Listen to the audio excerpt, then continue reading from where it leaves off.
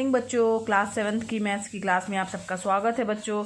और हम पढ़ रहे थे इकाई 1 परिमेय संख्याएं, अभ्यास 1B जो है आज हमें स्टार्ट करना था बच्चों। तो चलिए चलते हैं आज हम अभ्यास 1B प्रश्नावली की ओर। बच्चों, अभ्यास 1B प्रश्नावली स्टार्ट करने से पहले छोटा सा एक पुनरावृत्ति का कार्य कर लेते हैं हम लोग, जो हम लोगों ने पिछली कक्षा में पढ़ा था। तो पिछली कक्षा में बच्चों हम लोगों ने क्या क्या सीखा था कि दो परिमेय संख्याओं के बीच में परिमेय संख्याओं को ज्ञात करना, ठीक है। तो उसके दो मेथड सीखे थे हम लोगों ने। और उसके बाद जो है परिमेय संख्याओं को सरलतम रूप में हम किस तरीके से लिखेंगे ये भी हमने सीखा था, जाना था हमने बच्चों। और साथ ही साथ ये भी जाना था कि दो परिमेय संख्याएं जो हैं वो समान हैं तो कब कैसे समान होंगी, क्यों समान होंगी, और क्या चीज़ हम लोगों ने जाना था बच्चों कि संख्या रेखा पर परिमेय संख्याओं को हम किस प्रकार से निरूपित कर सकते हैं। तो अब चलिए बढ़ते हैं अभ्यास 1B की ओर। तो पहला क्वेश्चन है, निम्नलिखित परिमेय संख्याओं को उनके सरलतम रूप में लिखिए। तो बच्चों कल मैंने बताया था आप लोगों को सरलतम रूप में लिखने के लिए हमें क्या करना है, अंश वाली संख्या जो ऊपर अंश की संख्या दी हुई है और हर की संख्या दी हुई है उनका क्या करेंगे बच्चों, हम लोग उनका महत्तम समावर्तक ज्ञात करेंगे। और जो भी महत्तम समावर्तक आएगा उन दोनों संख्याओं में यानी ऊपर और नीचे अंश और हर में अलग अलग भाग कर देंगे। तो जो संख्या प्राप्त होगी, जो बटे वाली परिमेय संख्या प्राप्त होगी वह क्या होगी, हमारी सरलतम रूप होगा उसका, और या तो फिर उसी को कहा जाता है मानक रूप होगा। तो चलिए आइए करते हैं इसका पहला का सवाल।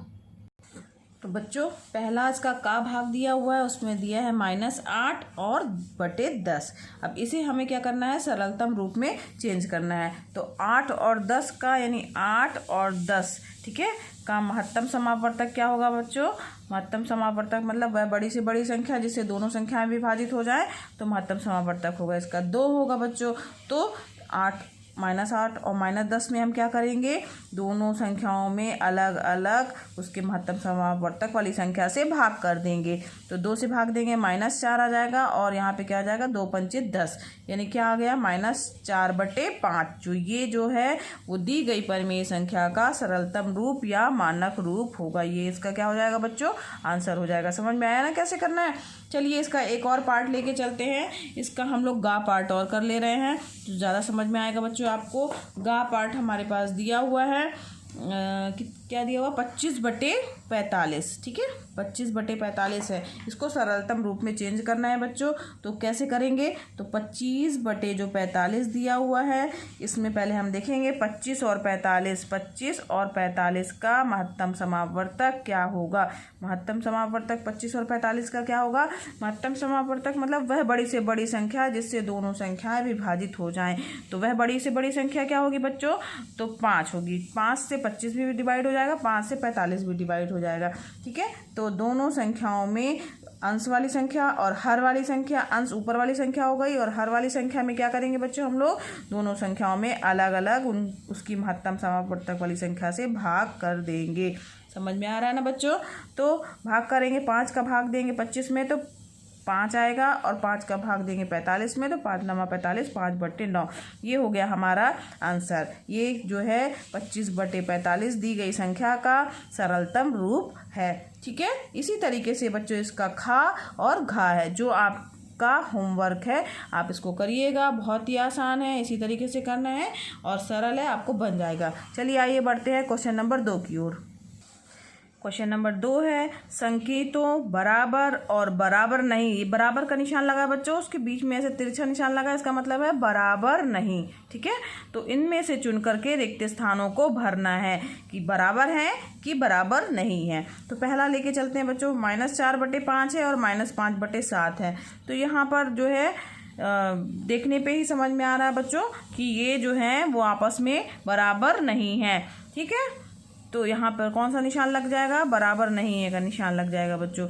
अब इसी तरीके से यहाँ सेकंड वाला देखिए, खा वाला जो है यहाँ पर 7/-11 है और यहाँ -7/11 है। तो निशान जो है माइनस का, दोनों संख्याएं सेम दिख रही हैं, 7/11 7/11, लेकिन जो माइनस का निशान है इसमें नीचे दिया हुआ है, इसमें साइड में दिया हुआ है बच्चों। तो ये दोनों जो हैं संख्याएं आपस में बराबर होंगी। माइनस का निशान कोई भी दी गई परिमेय संख्या है उसके अंश में हो तो भी वह परिमेय संख्या ऋणात्मक होती है, और अगर चाहे वो हर में हो तो भी वह परिमेय संख्या क्या होती है बच्चों, ऋणात्मक होती है। इसलिए यह जो है वो खा जो है इसमें क्या, कौन सा निशान लगेगा, बराबर का निशान लगेगा।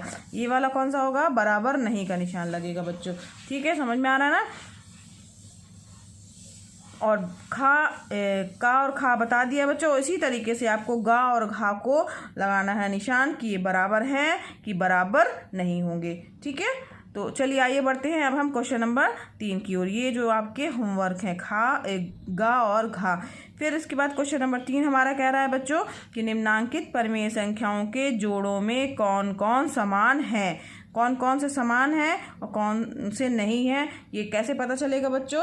तो कल मैंने बताया था आप लोगों को कि अगर a/b और c/d दो परिमेय संख्याएं हैं तो अगर AD बराबर है BC के तभी वो जो है परिमेय संख्याएं आपस में क्या होंगी बच्चों, समान होंगी। अगर AD BC के बराबर होगा या तिर्यक गुणा करने पे अगर बराबर संख्याएं आ रही होंगी तो वो संख्याएं समान होंगी, नहीं तो नहीं होंगी। तो चलिए इसका पार्ट जो है हम का लेके चलते हैं। तीसरे का प्रश्न दिया हुआ है -9/12 और 8/-12। बच्चों इसको हल करने के लिए मैंने जो प्रतिबंध बताया था वो एक बार आप फिर रिवाइज कर लीजिए। a/b और c/d दो परिमेय संख्याएं हैं, ये बराबर हैं कि नहीं है इसके लिए हम इनका तिर्यक गुणा करेंगे।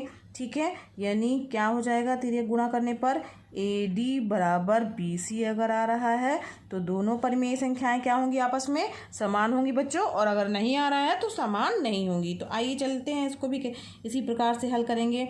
तो -9/12 है और 8/-12 दिया हुआ, इनका तिर्यक गुणा करेंगे हम। तो देखते हैं हमें क्या प्राप्त हो रहा है। तो तिर्यक गुणा करने पर हमें प्राप्त हो रहा है -9 गुणे -12। ठीक है, समझ में आ रहा है ना बच्चों। इक्वल टू, ये बराबर है कि नहीं ना, तो ये मान लीजिए यहाँ पे देखेंगे, यहाँ पे बराबर का निशान अभी नहीं लगाएंगे, ये दे दिया है ये और ये बराबर 8 गुणे 12। ठीक, 12 गुणे 9 करेंगे तो 12 9 108 हो जाएगा। माइनस माइनस का चिन्ह का मल्टीप्लाई होगा तो बच्चों प्लस हो जाता है, माइनस का गुणा माइनस के साथ होता है तो संख्या क्या हो जाती है, धनात्मक हो जाती है। तो 108 हो गया यहाँ पर, और 12 8 96। ठीक है, 96। अब 108 और 96 जो हमारा प्राप्त हुआ है, क्या ये बराबर है, तो ये बराबर नहीं है। अगर बराबर नहीं आ रहा है बच्चों तो इसका मतलब क्या हुआ कि जो दी गई हमारी दो परिमेय संख्याएं हैं वो समान नहीं हैं। तो क्या लिखेंगे, अतः दी गई परिमेय संख्याएं समान नहीं हैं। ठीक है, समझ में आया क्या किया हम लोगों ने केवल तिर्यक गुणा किया है। तिर्यक गुणा करने के बाद अगर बराबर संख्याएं आएंगी तो वो परिमेय संख्याओं के जोड़े समान होंगे, नहीं तो परिमेय संख्याओं के जोड़े समान नहीं होंगे। तो एक इसका जो है एक पार्ट और लेके चलते हैं हम लोग बच्चों गा वाला पार्ट हम लोग और लेके चलते हैं। खा और घा आपके होमवर्क रहेंगे, तो ध्यान से देखिएगा बच्चों कैसे करना है इसको। हमारे पास दिया है -7/21 दिया हुआ है और 3/-9।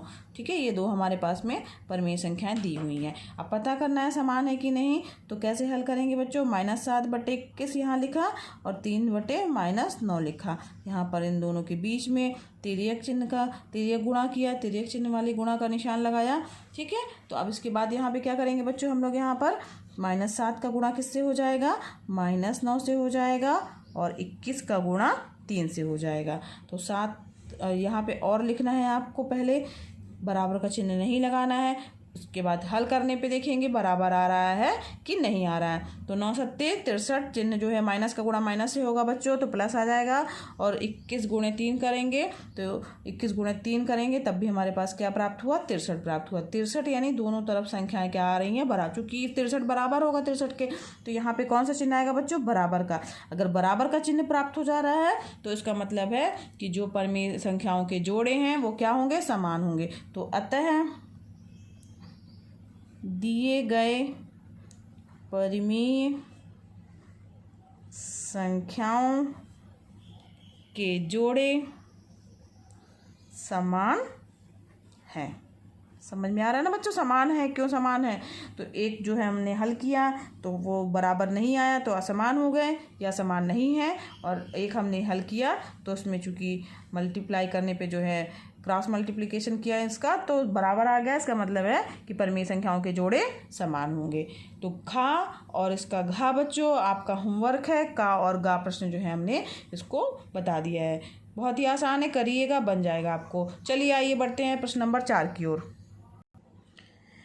चौथा क्वेश्चन है बच्चों, निम्नांकित परिमेय संख्या को संख्या रेखा पर निरूपित कीजिए। तो संख्या रेखा पर हमको दिखाना है बच्चों दी गई परिमेय संख्याओं को। तो 3/4, 3/5, 5/8, 3/16। तो इसको निरूपित करने का तरीका बच्चों कल हम लोगों ने बताया था, चर्चा किया था इसके बारे में। तो आइए चलिए देखते हैं, सवाल हल करेंगे तो समझ में आएगा। तो का वाला पार्ट हम लोग लेके चल रहे हैं।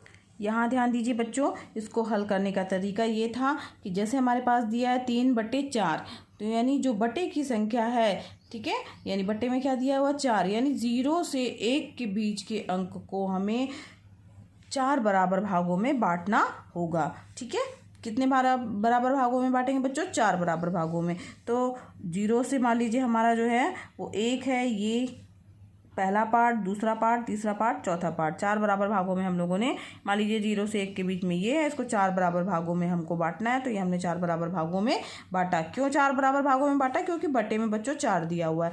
तो जो ये पहला वाला पार्ट होगा हमारा वो क्या हो जाएगा 1/4, ये क्या हो जाएगा 2/4, ये क्या हो जाएगा 3/4, और ये वाला पार्ट क्या हो जाएगा 4/4। 4/4 का मतलब हुआ हमारा 1, इसलिए हम लोगों ने इसको 4 भागों में बांटा था। अब इसमें हमें क्या दिखाना है?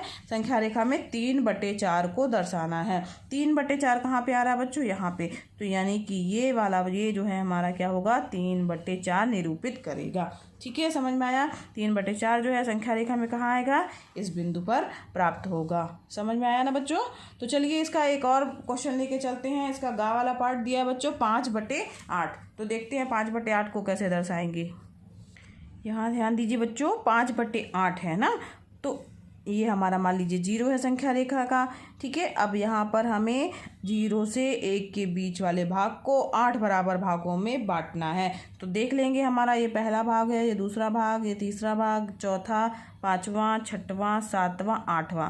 जहाँ पे 8वां भाग आएगा वो हमारा क्या होगा 1, यानी 1, 0 और 1 के बीच के भाग को हम लोगों ने बच्चों कितने भागों में बांटा? 8 भागों में बांट लिया। 8 भागों में क्यों बांटा है? क्योंकि बटे में 8 दिया हुआ है। ठीक है, समझ में आ रहा है? जितना बटे में दिया रहेगा आपको उतने भागों में, उतने बराबर भागों में बांटना है। 8 बराबर भागों में बांट लिया तो इसका पहला भाग क्या कहलाएगा? ये सारे पार्ट जो हैं वो कितने कितने के होंगे? सारे भाग ये 1/8 भाग होगा। यहाँ से यहाँ तक के बीच की दूरी 1/8, यहाँ से यहाँ के बीच की दूरी 1/8। इस तरीके से सारे भाग जो हैं वो 1/8 के होंगे।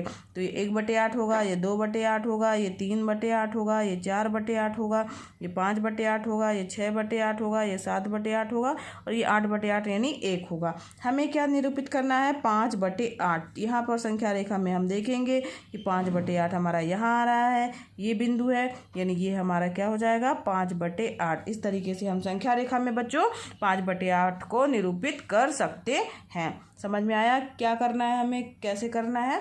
तो बच्चों इसी का खा भाग और का और गा हमने बता दिया है। तो खा और घा, यानी खा में दिया है 3/5 और घा में दिया है 3/16। तो ये दोनों आपके होमवर्क हैं। इसी तरीके से करना है। 3/5 में 0 से 1 के बीच को 5 भागों में बांटना है, और 3/16 में 0 से लेकर के 1 के बीच वाले भाग को 16 भागों में बांटना है। ठीक है, समझ में आया बच्चों? तो ये दोनों आपके होमवर्क है, करिएगा, आसान है, बन जाएंगे। चलिए आइए बढ़ते हैं क्वेश्चन नंबर 5 की ओर। निम्नांकित परिमेय संख्याओं के जोड़ों में कौन कौन असमान हैं? अभी हम लोगों ने बच्चों पढ़ा था कि कौन कौन से क्या है समान है और कौन कौन से असमान है, यानी जो बराबर नहीं आएंगे। इसमें भी वही मेथड करना है बच्चों, तिर्यक गुणा करना है। तिर्यक गुणा करने के बाद अगर बराबर नहीं आ रहे हैं तो वो जोड़े क्या होंगे? असमान होंगे। ठीक है, और अगर बराबर आ जा रहे हैं तो वे जोड़े जो है असमान नहीं होंगे। असमान नहीं होने से तात्पर्य क्या है कि यानी वो समान होंगे। आइए इसका पहला भाग करते हैं। तो -8/24 और 7/-21 दिया हुआ है बच्चों। तो हमें क्या करना है, तिर्यक गुणा करना है। -8/24 और 7/-21, ठीक है, ये हमारे पास दी हुई है। इनका तिर्यक गुणा करेंगे तो क्या प्राप्त हो जाएगा, -8 गुणे -21, इसका गुणा इससे होगा और इसका गुणा इससे होगा, और 24 गुणे 7। ठीक है, समझ में आ रहा है। तो अब हम इसको हल करेंगे तो हमारे पास क्या प्राप्त होगा बच्चों, तो यहाँ पर हमारे पास प्राप्त हो जाएगा 8 गुणे के माइनस माइनस का चिन्ह मल्टीप्लाई होगा तो हो जाएगा प्लस, और 21 8 168 हो जाएगा बच्चों। और यहाँ 24 का गुणा 7 से करेंगे, 7 को 28, तो 28 7 दूनी 14 और 15 16 यानी 168। यहाँ पे क्या चिन्ह लगेगा बच्चों, आप देखिए, समझ में आ रहा होगा। 168 यहाँ भी आ रहा है, 168 इस तरफ भी आ रहा है, तो हमारे पास कौन सा चिन्ह आएगा, बराबर का। इसका मतलब क्या हुआ, बराबर आ रहे हैं मतलब कि असमान नहीं है। तो क्या लिखेंगे, अतः -8/24 और 7/-21 असमान नहीं है। ठीक है, पूछा है क्वेश्चन में, यहाँ पर ये नहीं पूछा कि समान है कि नहीं, इसमें पूछा असमान है कि नहीं, तो ये असमान नहीं है। असमान मतलब होता है अगर बराबर नहीं आता तो असमान होते, अगर बराबर आ रहा है इसका मतलब है कि असमान नहीं है। ठीक है, समझ में आया ना बच्चों। इसका बच्चों गा और लेके चल दे करके देखते हैं हम लोग। 0/-7 दिया है और क्या दिया हुआ है, 0/4। ठीक है, अब इसको हमें हल करना है कि ये समान है कि नहीं। बिल्कुल उसी तरीके से करना है, 0/-7, यहाँ 0/4 क्रॉस मल्टीप्लाई करना है बच्चों। क्या आ जाएगा, 0 गुणे 4 बराबर -7 गुणे 0। 0 का गुणा 4 से होगा तो क्या आएगा, 0 का किसी भी संख्या में मल्टीप्लाई करते हैं बच्चों तो संख्या क्या हो जाती है, शून्य हो जाती है। -7 का गुणा 0 से करेंगे तो क्या आ जाएगा, 0 आ जाएगा। 0 बराबर 0। ठीक है, यहाँ लिखना पड़ेगा पहले और यहाँ पे 0 बराबर 0 आएगा। ठीक है, तो 0 बराबर 0 आ रहा है, इसका मतलब क्या हो गया कि ये भी क्या है, समान नहीं, समान है यानी असमान नहीं है। तो क्या लिखेंगे, अतः 0/-7 व 0/4 असमान नहीं है। ठीक है, यानी समान है। ठीक है, या समान नहीं है, ये भी लिख सकते हैं। इसी तरीके से बच्चों इसका खा और गा बिल्कुल इसी तरीके से आपको हल करना है, जो कि आपके होमवर्क हैं। और आज बच्चों यहीं पर ये प्रश्नावली जो है वो समाप्त हुई। कल हम जो है नेक्स्ट प्रश्नावली स्टार्ट करेंगे। तो आशा करते हैं कि आपको मेरा पढ़ाना आपको समझ में आया होगा बच्चों। अगर आपको पढ़ाना पसंद आया हो तो प्लीज़ लाइक कीजिए, दूसरे बच्चों को शेयर भी कीजिए ताकि वो भी इसका लाभ ले सकें। यह निःशुल्क है बच्चों। और अगर आपने अभी तक मेरे चैनल को सब्सक्राइब नहीं किया है तो सब्सक्राइब कीजिए ताकि आपको मेरे नए वीडियोस मिलते रहें। धन्यवाद बच्चों।